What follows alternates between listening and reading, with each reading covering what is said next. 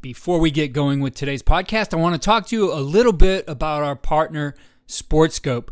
SportScope is the industry leader in end zone camera and sideline instant replay technology. SportScope manufactures 20 and 30-foot quality U.S.-made end zone towers with the most advanced technology to make filming on game day easy and stress-free.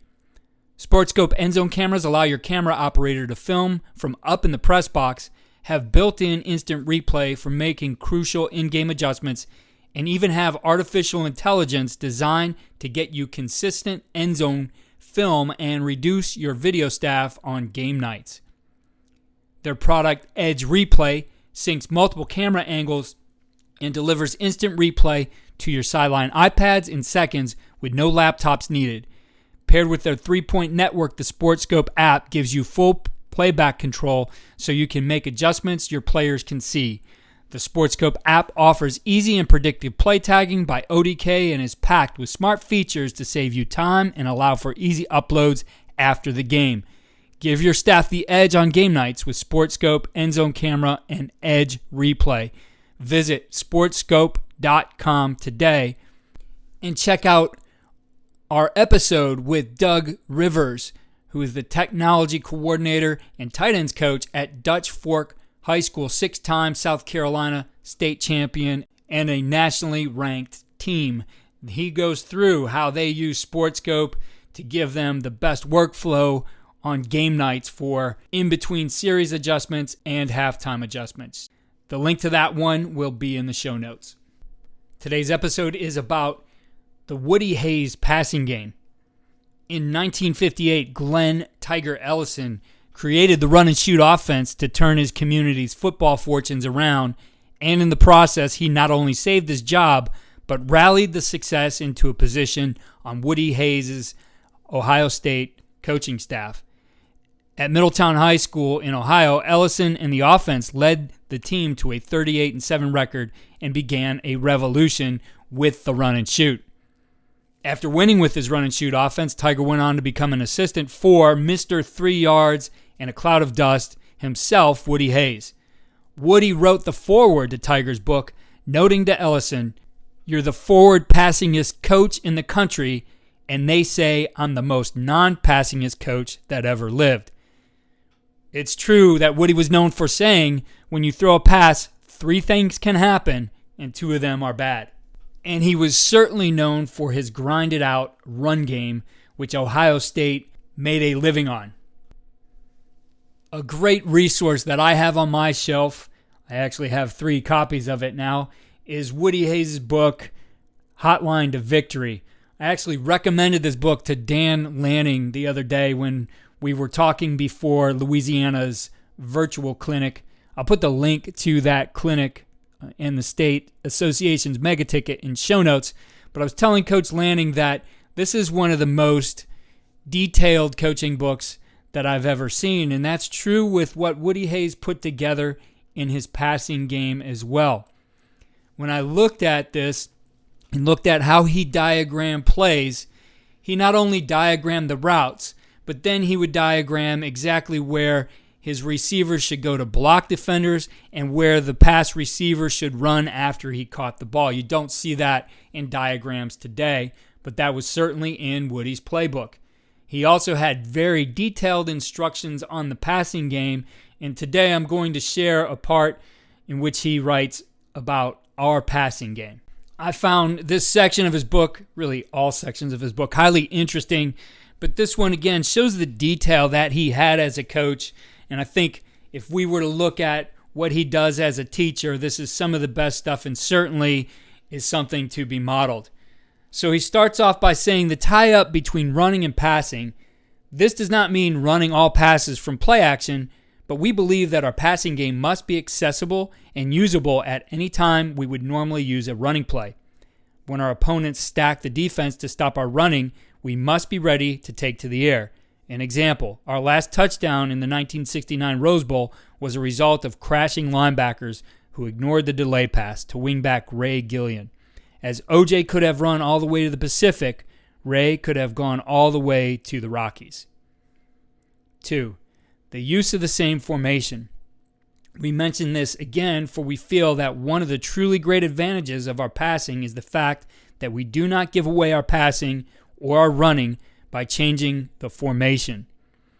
I think it's important to note here that is a great strategy, and I think one we let get away from us at times, especially on normal down and distances or on schedule downs, is that we get to a point where we're going to throw the ball and we go to something completely different. Now, that requires that we find some ways to balance that up with run from that formation, but I think that's a very important point when you're looking at putting together a game plan, that when you're using formations, that they both use the pass and the run. Number 3, consistency in passing. This must include all called passes. There is considerable discrepancy between the press box statistics and the coach's own passing statistics. The press box statistics will show only the number of times that the ball was actually thrown, while our statistics, which we consider much more important, will show the number of times that a pass play was actually called. We feel that we must be able to maintain at least a 50% consistency for all passes called. In line with this thinking, we must first avoid interceptions, but we must also avoid losses on pass plays in which the ball is not put into the air. Some important points there, because we look for that balance, and the statistics that you see on the normal stat sheet, again, don't reflect that. Like Woody said, how many times did you call a pass? That might result in the quarterback escaping from the pocket or not liking what he saw down the field and taking off and running it. And that certainly, as we will get to, it was part of Woody's passing game plan. Number 4, the third choice. This brings us into a situation which is unique to our football, for we believe in planning for a third choice. We think in terms of first receiver, second receiver, and then run. The then run is an anticipated quarterback draw, for in our pass protection, we block the defense in such a manner and we get our quarterback to such a depth that if the first 2 choices are covered, the quarterback draw will be open. By doing this, we can usually avoid passing off balance or avoid being thrown for a loss. I think that's such an important part of it, whether you're somebody who progresses through all 4 or 5 receivers before there's a run. I think at some point that planned run has to be within the quarterback's thought process, and it should be something that you practiced. I know that over the years I got more and more into using what we would call a non-pressure escape, meaning that there was nothing happening within the pocket that forced the quarterback out, just that he went through the timing, moved his eyes and feet through the progression, and then was able to escape. Now, for us, it was much like Woody says here, that planned quarterback draw, and that ours was designed to go to the B gap away from our slide. So we would usually, against an even front as an example, slide to the 3 technique, right? We would have our quarterback in most situations call that. Our center would verify it.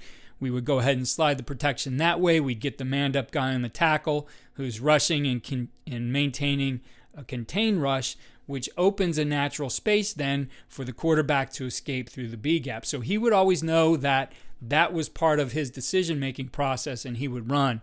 And in the first year when I was a quarterback coach at Baldwin Wallace and we installed that, our quarterback probably had about 70 yards per game on the planned escape. He didn't like what he saw downfield. He didn't like how it was working out with his choices and how they were getting open. So he would just take off and run through the B gap.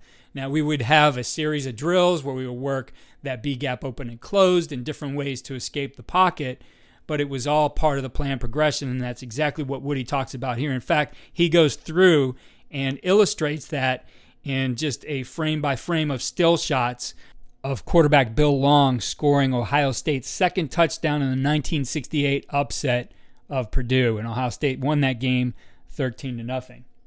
I thought this next one was an interesting one. Again, thinking of Woody as that 3-yard and a cloud of dust guy. He talks about, number 5 here, a variety of patterns. Passing is based upon an element of surprise, and it has been our experience that the first time a pass is thrown, the chance of completion is between 70 and 80%. The second time the same pattern is thrown, the success factor will drop between 50 and 60%, and the third time that is thrown, an interception becomes a real possibility. For this reason, we carry more pass patterns than most teams do. We feel that we can do this if we keep our protection the same on most pass patterns and merely change the cuts, as long as our passers and receivers can master the new cuts. And I think that's the key there. Your volume of passing really depends on your guys mastering those, as he call it, new cuts, but mastering the way that they're going to distribute those routes, the spacing of those routes, how they're going to release defenders, and the calibration with the quarterback. So those do take time, but I think everybody would agree the more that a defense sees the same thing over and over and over in the pass game, the more they're able to adjust. So Woody here talks about mixing that up. 6, scouting ourselves. In line with this, are we constantly asking ourselves the question, what do our opponents have on us? We feel that our opponents will take 6 or 7 of our pass cuts and work on them extremely hard during the week they play us, and they will anticipate the use of each of these in a certain tactical situation. If we come up with a variation which takes away their key, then a moment of doubt will arise which throws all of their week's teaching open to question. Now we have achieved real purpose, keeping the initiative from the defense. There is scarcely a week that we do not reactivate 2 or 3 pass cuts, and quite often we'll add or change 1 or 2 at halftime. Now I think that becomes a dangerous situation when you think about constant change, but I think is something that you can use same as teaching, right? That what we like to do as an example is be able to break up components of our passes so that we could match half field components together and they would make sense in fitting those together. And it wasn't new learning. It might be new learning in that particular week, but there was a carryover from what was learned before. Number 7, a variety of depths and purposes. Although most of our passes are general purpose passes, we teach our receivers and our quarterbacks that certain passes are particularly good at certain defensive situations. Among these situations are crashing linebackers, a man-to-man defense, a hard corner, a 3-deep zone, double coverage, a 4-deep invert, and others. Number 8, reading the defense. We identify the defense before the ball is snapped and also try to anticipate what it will do. From there, we read the defense after it reacts, but we do not place as much emphasis on this as many other teams do, for we find that too many times when the quarterback is reading the defense, he becomes very literate but too deliberate. In other words, he takes too long to make up his mind, and when rush factor takes over, he either gets thrown for a loss or he passes badly. So finding that operating system for your quarterback. For me, it was studying guys like Dub Maddox and his R4 system, studying Homer Smith and how he calibrated his passes, studying Dan Gonzalez and the system that he put together, which now he calls ACTS. I think those kinds of things, that operating system that gives some consistency so that your quarterback doesn't necessarily have to read the entire coverage. He can start with a certain defender and move on from there to get the reaction of the defense and start to go through his progression and know where he needs to get the ball. Number 9, going with the first choice. Since the pattern is designed to get the first choice open, usually we will pass to him. Often because of coverage, he will alter his course to get open, and the quarterback must learn to read this. By going back 8 yards, both the receiver and the quarterback have time to make the necessary adjustments. Number 10, the discriminate use of personnel. It has already been stated that our passing attack must be based first upon the unique abilities of the quarterback. After we determine the pass patterns that he can throw best, then we think in terms of the receivers. If a receiver has unusual speed, we certainly want to use it. On the other hand, there's the case of a Billy Ray Anders who had never played high school football but was a fine basketball player with excellent moves but very little speed. We concentrated on the short passing game to him with hooks, outs, sidelines, and hitches, courses at which he was extremely capable. Teams make the mistake of not getting the ball to the halfbacks often enough. These men always have good footwork and good speed and will break tackles in the broken field for big gains. So we concentrate on getting the ball to halfbacks as often as we can. I think we all agree with that, right? Using your personnel, finding out how they fit. If you have a guy who doesn't have speed, it doesn't make sense to make him the first look on a rhythm post, as an example.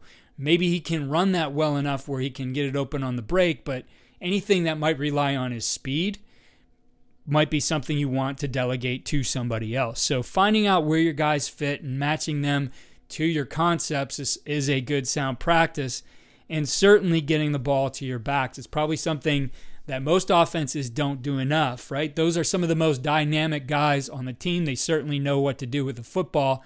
And I heard a coach once say that once I get him the ball in space again, he's a tailback, right? So it's not that he just becomes a pass receiver. Once he gets the ball, he's going to attack the defense and use his moves like he would on a run. 11, the perfectibility of skilled personnel. We do not believe that a man's ability is an innate thing. He may be born with certain abilities to catch and to pass, but we do believe that these same abilities can be improved tremendously. This is true in the good athlete as it is in the great athletes. We believe that the real success of the passing game is in this individual improvement of the players. This takes time, but more important than time, it takes desire. For if passers and receivers are willing to come out before practice and stay after practice and work in the offseason on their respective abilities, then we will have an outstanding passing game. This is that time of year when we want to see our guys out on the field doing their thing, right? Working without us, working on that passing game, having that desire to really make that part of our offense and our defense good. Number 12, the passer must know his receivers. If the coach asks the passer, he will tell the coach that one of the most important things in the passing offense is for him to get to know the receiver and then respond to the receiver's individual speed and individual moves. When the passer gets to know a receiver so that he can release the ball at the very instant the receiver goes into his reception course, then you have a good passing attack, right? That's part of what's done at this time of the year too. That's part of what they have to do on their own, is to get on the same page. 13, the development of mutual confidence between the passer and the receiver. This is an outgrowth of continued mutual effort. 14, avoid the interceptions. Although this is a negative coaching point, it is extremely important. Here are some stark examples. In 1967, the first score in the Ohio State-Purdue game was an interception, which Purdue ran into the end zone to go ahead 7-0. That was the start of a great humiliation we went on to lose 41-6. The following year in the same stadium, the first score resulted from Ted Provost's interception of a Purdue pass, which Ted took all the way to the end zone to give us a touchdown lead. We went on to win the game 13-0 in the biggest upset of the 1968 Big Ten season, a game which started us toward a national championship.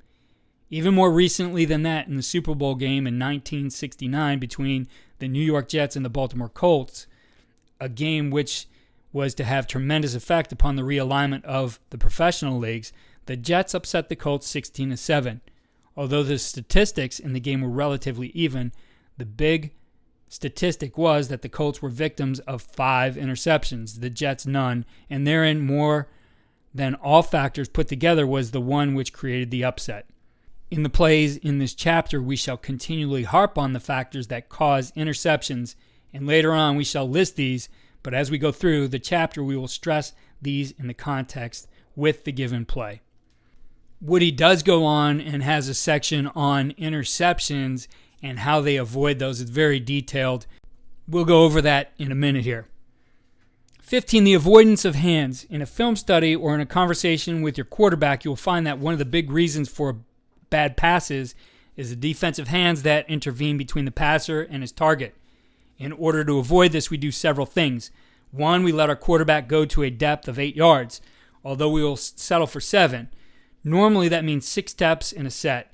In getting to this depth, we feel that not only is he in better position to throw over those hands, but also by setting deeper, he tends to scatter the defensive rush so that he can throw between them. Another rarely considered factor is that the farther the defenders must rush to get to the ball, the harder they rush.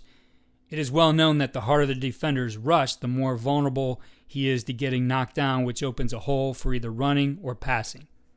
And as he talked about before, that's a big part of what they do, is to open up those lanes so their quarterback can run. 16, the advantages of the semi-rollout pass. 1. It reduces the backside rush, which allows us to send 4 receivers, both ends, the wingback and the tailback. Also, if we do not split off our tight end, this affords us better protection on the backside, for one of the defenders must rush outside of him. 2. It widens the front side rush. By the quarterback sprint to a position behind our split tackle, the defensive end must use a wider contained rush than if our quarterback came straight back. 3. Very important, it strengthens the passer's arm to the open side. By moving toward the target, he can fire a much harder ball on the outcut and similar passes, for he dares not throw a softball with such a great distance. 4. It forces the defense to show quickly. This is particularly true of linebackers and cornermen. This is great help to the quarterback in reading the defense. 5. This movement ties with much of our running game. This particularly helps in countering the effect of our throwback passes with relative motion. Against the sophisticated defenses that we meet today, it is imperative that an offensive team must have balance between running and passing. Coach Duffy Daugherty often has said that the most successful offensive teams are those that gain 2 yards on the ground for each one in the air. In play calling, we adhere to this formula. From there, Coach goes into detailing every single one of their routes, and he has a written description of it along with the diagram. And the thing that I found interesting, and I thought that at first this traced back to Homer Smith, I did find in here that he has calibrated every single route into when they should release, from their quickest ones, which are at 1.1 seconds, all the way up to their longest ones, which are at 3.5 seconds. So he definitely understood the calibration and the timing necessary to make a pass successful. What was really of interest to me as he got into diagramming his pass plays, he not only diagrammed the routes, the protection, he would show the movement of the defense, and then in addition to that, he would diagram what the receiver should do after he caught the ball. Many times you look at everybody's playbook, we have our routes drawn up, but we're not drawing what happens after that catch. And so they extend the play and not only showing where the ball goes, but where other people should go to block. And he has a section in this passing chapter which he calls peelers. But first, let's talk about what he lists as the causes of interceptions. Since the mechanics of passing will be covered in detail in another section of this book, we shall not talk in terms of mechanics here. However, before we study these and before we go into our plays, it's a good idea for the quarterback to know the situations that cause interceptions so that he can avoid them. Interceptions usually caused by our errors in execution, so we shall approach them from the negative. In other words, don't. 1. Don't throw off balance. Off-balance passing is often caused by poor protection, by the quarterback leaving the pocket, or by simply throwing late, allowing the rushers to force the ball into the air. Of one thing you can be sure, if your body is not moving toward the target as the ball is thrown, then you must counteract the loss of body motion by increasing the ball's trajectory. Increased trajectory means the more time for the defense to cover, and the answer is an obvious one. 2. Don't throw behind the receiver. In the 1969 Super Bowl game, this caused 4 of the 5 interceptions. Assuming that the receiver has whipped the defender to throw behind the receiver is, in effect, to throw the ball to the defender, and that is what has happened. It is like the butcher who backed into the meat grinder and got a little behind in his work. 3. Don't throw late. Inexperienced passers are prone to do this. Very often, the passer waits until the receiver is wide open before he throws the ball. By the time the ball gets there, the coverage has taken effect and the receiver is covered. What the passer must do is throw the ball the instant the receiver begins to get open, and then by the time the ball gets there, the receiver is wide open. And that's where he went into that previous section about how those routes are calibrated and when they're thrown. 4. Don't throw over linebackers, throw between linebackers. To throw over a linebacker is to soften a pass so that a deep man can intercept. Very often the passer can help the receiver get open on a short pass by making a quick fake to pull the linebacker off the receiver. What's interesting as I looked at how they run their pass plays in this playbook is that a lot of times there's somebody getting into a linebacker's window or attention so that another receiver can come open. And they designed their plays that were going to go short or between linebackers in that way. 5, don't throw a long pass short. Since the purpose of a long pass is to throw over the deep defender, any long pass thrown short of this will, in effect, be thrown to the deep defender. On the other hand, if you overthrow the long pass, it can only result in an incompletion, while the underthrown long pass will most certainly result in an interception. 6, don't throw a short pass long. Short passes can be aimed no higher than the shoulders. For a ball thrown at fingertip height on a short pass will often result in what we call a volleyball interception, one that has been touched but not caught. You must remember that any time the ball is not caught and remains in the air, the defense has a much better chance of catching it than the offense because the defenders are converging on the ball while there is usually only one receiver in the vicinity. The ball that has been tipped and not caught has lost its speed and it flutters like an autumn leaf into awaiting hands of the defender. From those 2 coaching points, we've derived the coaching admonition: never throw a long pass short and never throw a short pass long. 7, don't allow receivers to become bunched, for when they do, they merely bring extra defenders into the area. Passer, when you see this situation arise, do not pass the ball, for you simply cannot force the ball through a crowd. I think that's an important point, and something I know I always would emphasize in our different routes is that we had to have the right spacing. And a lot of times the right spacing involves in how are you going to attack or release that defender. If you, let's say, go over top of him, you might get squeezed into, let's say, a deeper route or a route outside of you that is supposed to have some space. Likewise, if you get forced too low, it might close a window for somebody else. So you really have to pay attention to it. It's something we would drill all the time. A lot of our pre-practice drills would just start in understanding how we were going to attack a defender. And this really worked both into a lot of our spacing routes as well as our 4 verticals. Number 8, don't allow receivers to run curves, but run angles instead. Running an angle course means that at some place on that course, the receiver will come open, but on a curve course, he can be covered all the way. Number 9, don't use desperate heaves to get your team out of trouble, for it will merely get you into more trouble. And number 10, don't throw deep passes on obvious passing downs, for the defense will be waiting back for the ball. There's one exception to this coaching point. If you find that the defense is playing tight on 3rd down to cut off the out of trouble pass, then this is a calculated risk to throw deep, for now you are wagering an interception against a touchdown. If you're going to throw deep, have a good second choice release in such a manner that he can get deep in order to make the tackle if the ball is intercepted. In this case, the long pass can be as good as a punt. The good passer will be aware of the above situations at all times. When we get into the section on mechanics of passing, we will show how these can be avoided by stressing the improvement of your physical abilities. The last part I want to share with you is actually in his next chapter, but he talks about decoys, or what he calls peelers. Decoys are called peelers for the reason that we want to impress upon them the importance of downfield blocking. 1 block in the broken field is more important than 2 blocks at the line of scrimmage. A block in the broken field will always lead to a long run. 1. The rules stated in pass receiving explaining the receiver's release for downfield sprinting apply to you as well. 2. Look early for the ball because 1, it makes you look as though you are the receiver and the defense will cover you, making it possible for the first choice to be open. 2, you serve as an emergency outlet for the quarterback if he must throw the ball early. And 3, most important, you can get into your peel course earlier.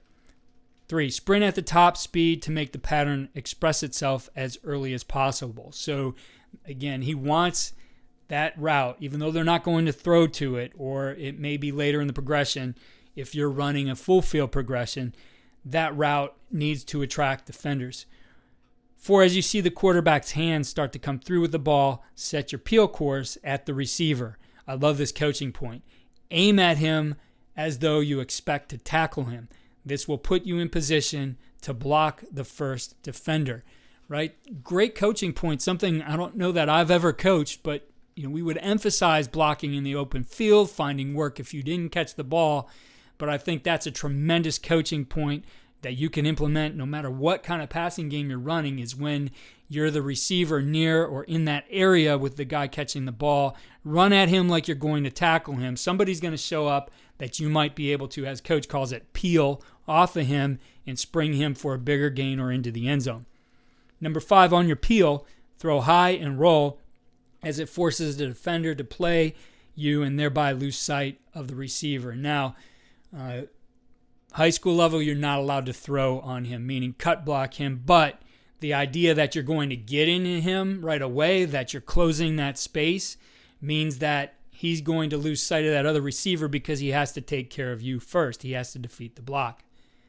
6, follow the defender with your head and throw in the direction he moves so that you will not clip him. Right? Throw the block. He might be talking about a cut block here, but throw the block so you don't clip. And I think this is another one, an important one too. We see so many plays called back because of this. 7, you must think and know when not to throw a block. If the receiver is obviously in the open, don't throw. Even though your block is a legitimate one, it may be misconstrued by an over-imaginative official. This is a difficult decision to make, but with experience, you can make it. We have pictures to help you understand what we mean. And that's what's impressive about the book that he put together. We're in our time where we're using PowerPoint, but this is 1969 when he wrote this book. And within this book, there's still shots. So, from the game film, which actually are very clear, that are illustrating exactly what he means. And as I said before, this is just such a detailed book. While the schemes might not apply to some things that you do, there's so much you can learn by how Woody Hayes thought about the game, the attention to detail that he put into it, and how he presented it in his book, Hotline to Victory. Again, that's one out of print. You can usually find those on eBay, and I highly recommend picking that up if you're able to. Thank you again for listening to the podcast. Follow all we're doing at coachingcoordinator.com and follow me on Twitter at Coach K. Grabowski.